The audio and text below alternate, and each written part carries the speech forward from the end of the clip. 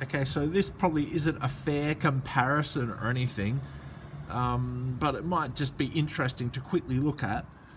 All I've done, I've removed the air box for the cabin filter, and I'm just on the intake side of the engine here. You can see the EGR valve in here, the EGR cooler, the vacuum chamber and things. So we're just in this side of the engine, and all I wanted to show you, I haven't had a look at the intake since I've done the EGR clean job, so it's interesting to see how much build-up, and this is the quickest and easiest way to check. You just remove this pipe here.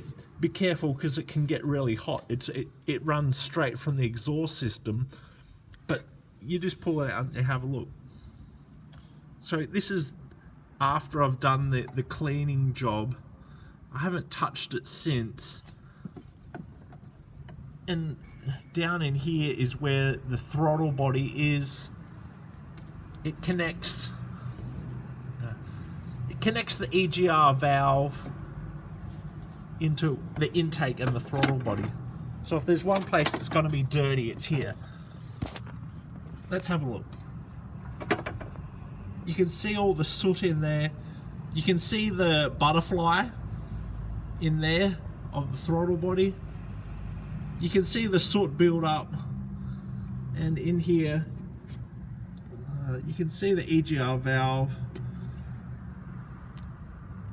So it's still recirculating exhaust gases. I don't know whether it's a lot worse or anything like that. So yeah, it just goes to show that there's still circulating gases and things. There's the throttle body. It should be all clean, but in reality, because of the EGR valve, it's all dirty.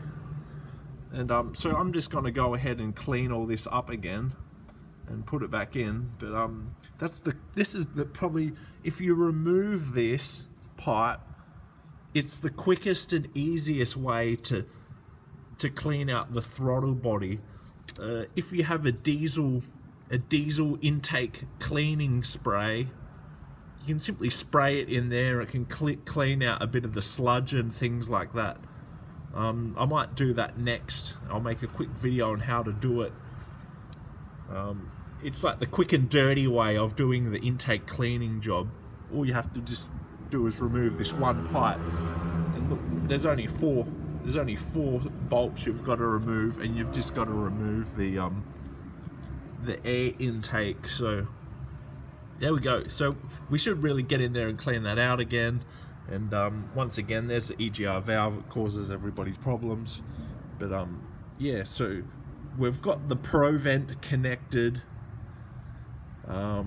We've got two provents connected in series, and hopefully all this should be a lot more cleaner. So after I do this long road trip, this 2,500 kilometers, I might pull all this down again and have another look in there and just see how dirty or how bad the exhaust recirculation is.